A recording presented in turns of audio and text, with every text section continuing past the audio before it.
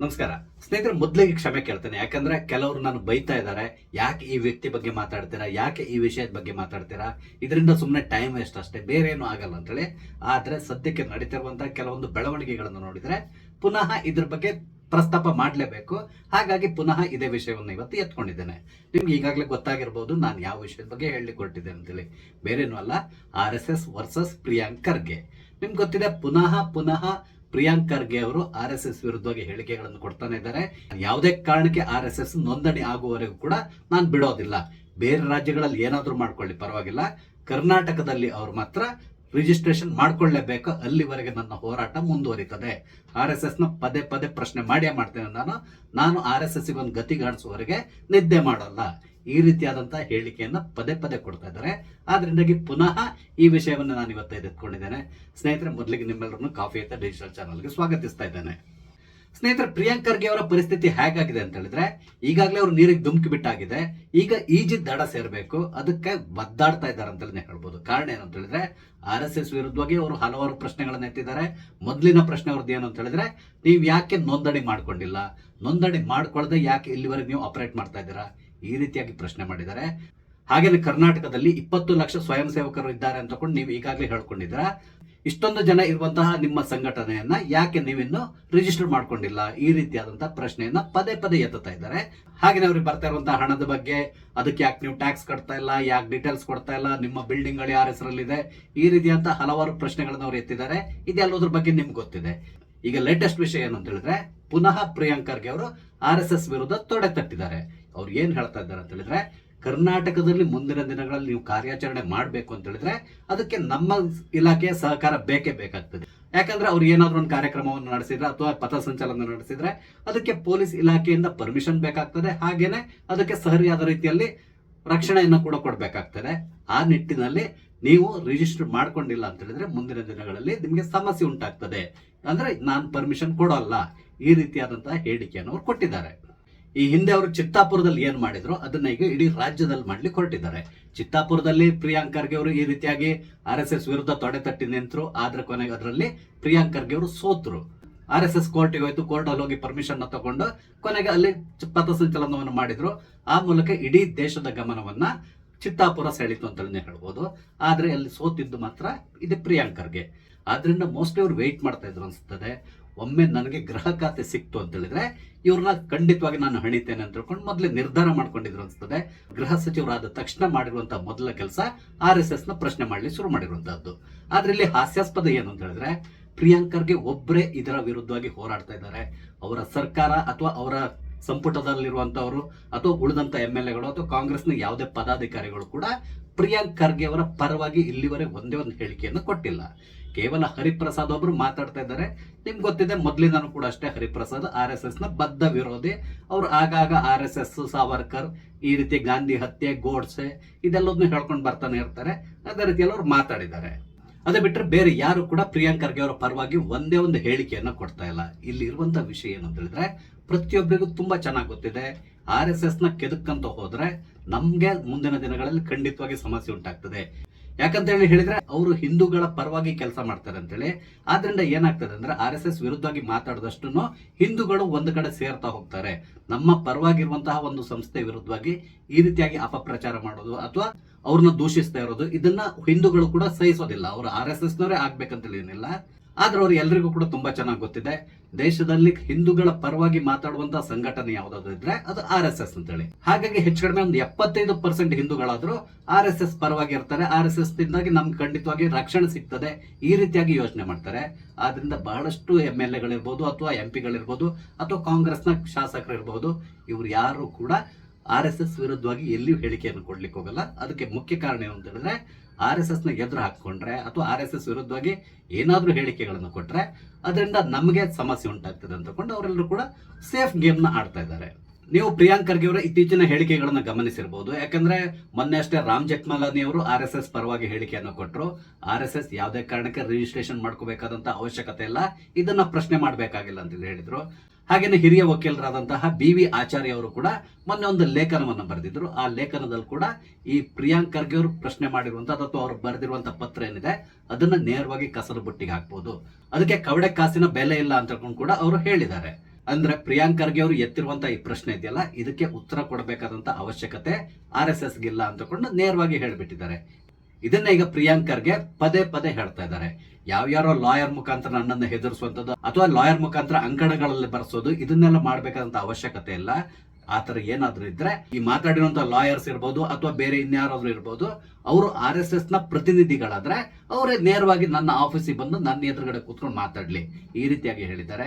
ಇಲ್ಲ ಅಂದ್ರೆ ನಾನೇ RSS ನ ಆಫೀಸಿಗೆ ಬರ್ತೇನೆ, ಒಂದ್ ಕಪ್ ಕಾಫಿ ಕುಡ್ಕೊಂಡು ಮಾತಾಡೋಣ, ನಾನು ಕೇಳಿರುವಂತ ದಾಖಲೆಗಳನ್ನೆಲ್ಲ ಅವ್ರು ತೋರಿಸ್ಲಿ, ಒಂದ್ ವೇಳೆ ಎಲ್ಲದೂ ಸರಿಯಾಗಿದ್ರೆ ನಾನು ಅವರ ಕ್ಷಮೆ ಕೇಳ್ತೇನೆ, ಇಲ್ಲ ಅಂದ್ರೆ ಅವರೇ ನನ್ನ ಆಫೀಸಿಗೆ ಬರ್ಲಿ, ಇಲ್ಲೇ ಒಂದು ಕಾಫಿ ಕುಡ್ಕೊಂಡು ಮಾತಾಡೋಣ, ಈ ರೀತಿಯಾಗಿ ಹೇಳಿಕೆಯನ್ನು ಕೊಟ್ಟಿದ್ದಾರೆ. ಆದ್ರೆ ಇಲ್ಲಿ ಆಶ್ಚರ್ಯ ಆಗ್ತಿರೋದು ಏನು ಅಂತ ಹೇಳಿದ್ರೆ, ಓಕೆ, ರಾಮ್ ಜೇಠ್ಮಲಾನಿ ಅವರು ಹೇಳಿಕೆಯನ್ನು ಕೊಟ್ಟರು, ಹಾಗೇನೆ BV ಆಚಾರ್ಯ ಅವರು ಅಂಕಣವನ್ನ ಬರೆದ್ರು.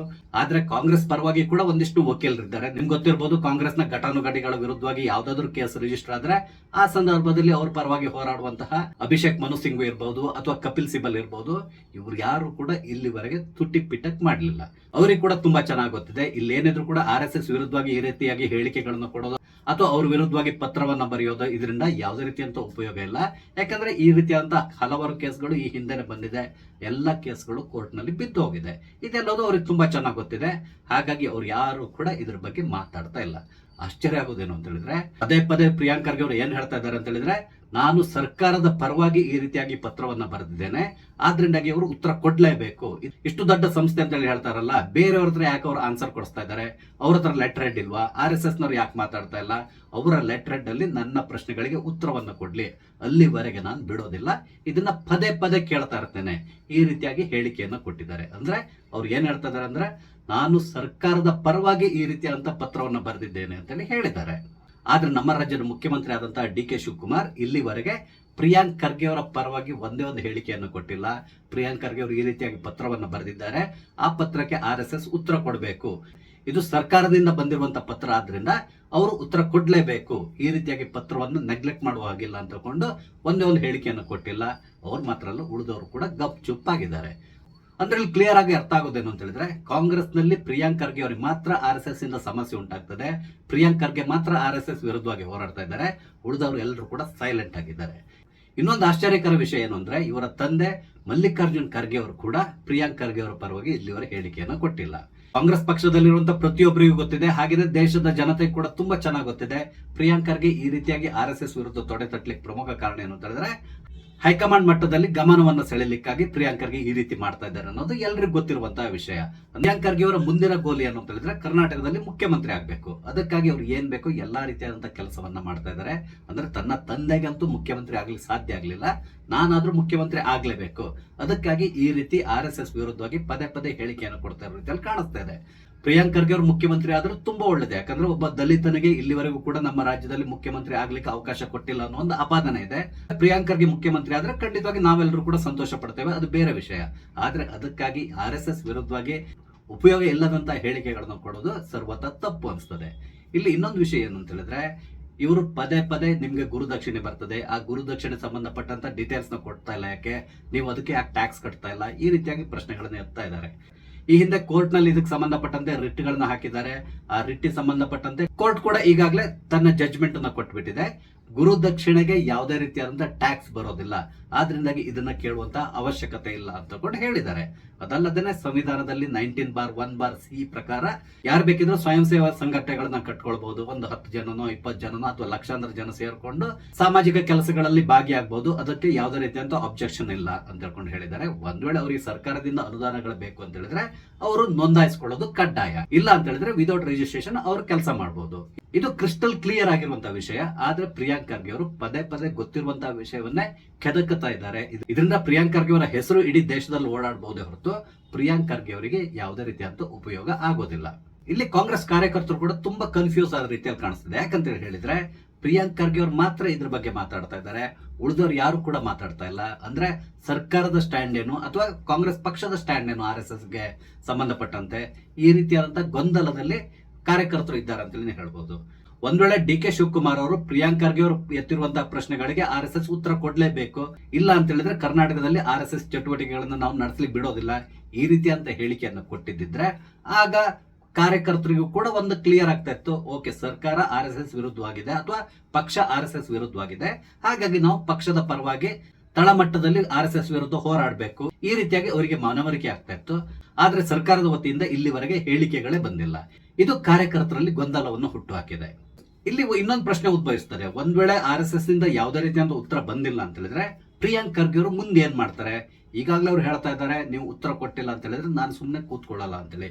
ಈಗ ಗೃಹ ಇಲಾಖೆ ಅವ್ರ ಕೈಲಿದೆ, ಹಾಗಾಗಿ ಖಂಡಿತವಾಗಿ ಅವರು ಪೊಲೀಸ್ ಇಲಾಖೆಗೆ ಒಂದು ಸೂಚನೆಯನ್ನು ಕೊಡ್ತಾರೆ, ಮುಂದಿನ ದಿನಗಳಲ್ಲಿ RSS ನವರು ಎಲ್ಲಿಯೂ ಕೂಡ ಶಾಖೆಗಳನ್ನು ನಡೆಸಲಿಕ್ಕೆ ಬಿಡಬೇಡಿ, ಅವರು ಸರಿಯಾದಂತ ಉತ್ತರವನ್ನು ಕೊಟ್ಟಿಲ್ಲ, ಆದ್ರಿಂದ ನೀವು ಅವ್ರ ಮೇಲೆ ಕ್ರಮ ಕೈಗೊಳ್ಳಿ, ಈ ರೀತಿಯಾಗಿ ಹೇಳುವಂತ ಸಾಧ್ಯತೆ ಇದೆ. ಅಂದ್ರೆ ಸಾಮಾನ್ಯವಾಗಿ ನಿಮ್ಗೆ ಗೊತ್ತಿದೆ, RSS ನವರು ಸಾರ್ವಜನಿಕ ಸ್ಥಳಗಳಲ್ಲಿ ಶಾಖೆಗಳನ್ನ ನಡೆಸ್ತಾರೆ, ಯಾವ್ದೊಂದು ಗ್ರೌಂಡ್ ಇರ್ಬೋದು ಅಥವಾ ಪ್ರೈವೇಟ್ ಜಾಗ ಇರ್ಬೋದು, ಈ ರೀತಿಯಾದಂತ, ಅಥವಾ ಯಾವ್ದೋ ದೇವಸ್ಥಾನದ ವಟಾರದಲ್ಲೆಲ್ಲ ನಡೆಸಬಾರ್ದು ಅಂತ ತಕೊಂಡು ಈಗಾಗಲೇ ಸುತ್ತೋಲೆ ಇದೆ, ಆದ್ರಿಂದ ಅದನ್ನ ಅವ್ರು ಅವಾಯ್ಡ್ ಮಾಡ್ತಾ ಇದ್ದಾರೆ ಅಂದ್ಕೊಳ್ತೇನೆ ನಾನು. ಒಟ್ಟಾರೆಗೆ ಅವ್ರು ಎಲ್ಲಿಯೂ ಕೂಡ ಶಾಖೆಯನ್ನು ನಡೆಸಲಿಕ್ಕೆ ಬಿಡಬೇಡಿ ಅಂತೇಳಿ ಪೊಲೀಸ್ ಇಲಾಖೆ ಮುಖಾಂತರ ಒತ್ತಡವನ್ನ ಹೇರುವ ಸಾಧ್ಯತೆಗಳಿರ್ತದೆ.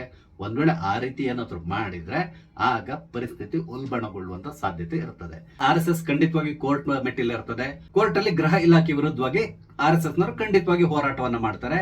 ಆದ್ರೆ ನನ್ಗನ್ಸ್ತಾ ಇರೋದು ಏನಂತ ಹೇಳಿದ್ರೆ, ಒಂದ್ ವೇಳೆ ಆ ರೀತಿ ಏನಾದ್ರು ಆದ್ರೆ ಅಲ್ಲಿ ಪುನಃ ಜಯ ಗಳಿಸೋದು RSS ಅನ್ಸ್ತದೆ.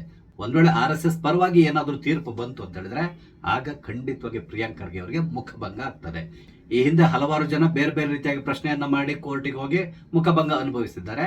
ಆ ಸಾಲಿಗೆ ಪುನಃ ಪ್ರಿಯಾಂಕ್ ಖರ್ಗೆ ಅವರು ಕೂಡ ಸೇರ್ತಾರೆ ಅಂತ ತಿಳ್ಕೊಂಡೆ ಹೇಳ್ಬಹುದು. ಅದೇನೇ ಇರಲಿ, ಪ್ರಿಯಾಂಕ್ ಖರ್ಗೆ ಅವರು ಅನಾವಶ್ಯಕವಾಗಿ ಅಂದ್ರೆ ತಮ್ಮ ಇಮೇಜ್ ಅನ್ನ ಬಿಲ್ಡ್ ಮಾಡ್ಕೊಳ್ಳಿಕ್ಕಾಗಿ RSS ನ ಕೆಣಕಿ ಈಗ ಸಿಕ್ಕಿ ಬಿದ್ದಿದ್ದಾರೆ ಅನಿಸ್ತಾ ಇದೆ.